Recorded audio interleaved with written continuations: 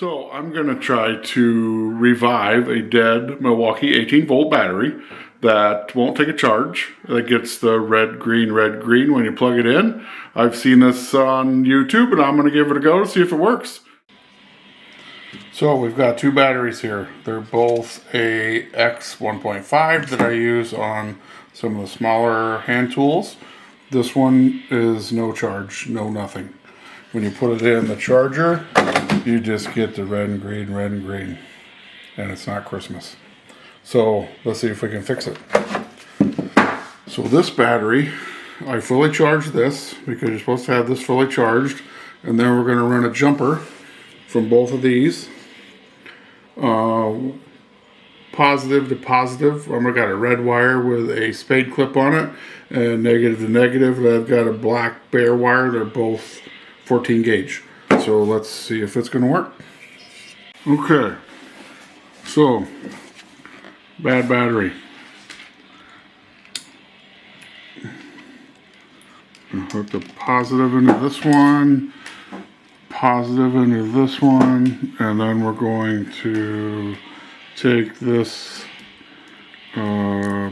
black to the negative, and this black to the negative, and see if it's going to work. So what do we got here? Nothing. Well, it took it down 2 bars. So let's see if we have anything here. So we'll take the wires off. And then again, this is the bad, this one's the good. So it's got 3. We're going to plug it in, see what we got. Red charging. Look at that. Red charging. I guess it works.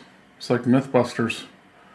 So if you have a 12 volt, 14 volt, 18 volt, I don't know if they have a 14 anymore, but DeWalt, Milwaukee, this happens to be Milwaukee. And like I said, this is a 1.5. I've also done it on the larger batteries as well. It does work. So we're going to let it charge.